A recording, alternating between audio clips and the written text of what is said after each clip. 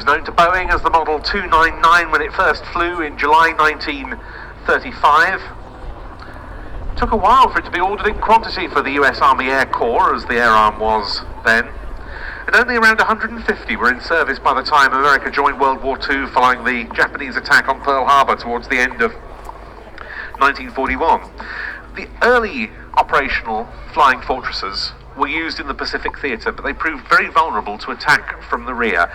And when the RAF brought the Fortress Mark I into service in mid-1941, its experiences with the aeroplane were disastrous.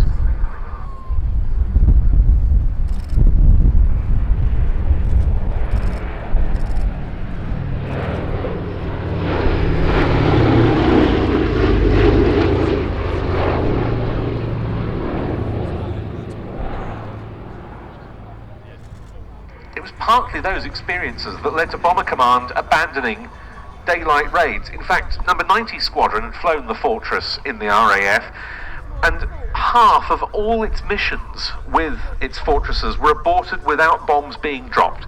That experience showed that when the Americans deployed B-17s to the European theatre, they needed better defensive armament, a bigger bomb load, and better bomb aiming equipment.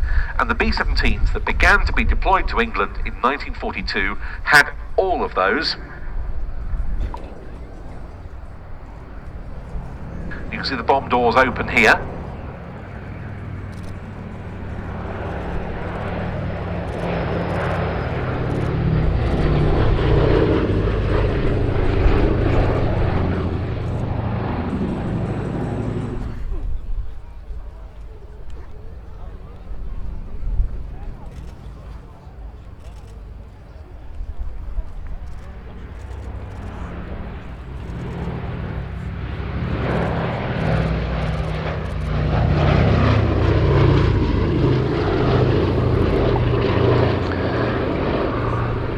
On June the 6th, 1944, in total 1,350 B-17s were available for operations, and they were heavily involved that very special morning, attacking early in the morning but quite late, in that they were bombing just ahead of the landing craft coming up the beach, trying to strike a final blow to the defences, and to also, you can understand the quandary the aircrew were in. They're actually flying over their own troops in landing craft.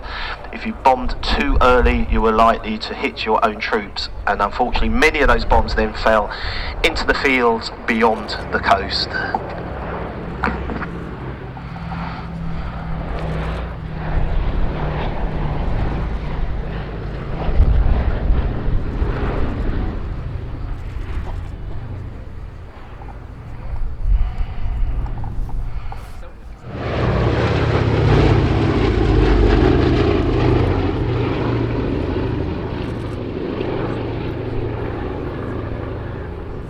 And despite certain low points and difficulties over the years, here it still is.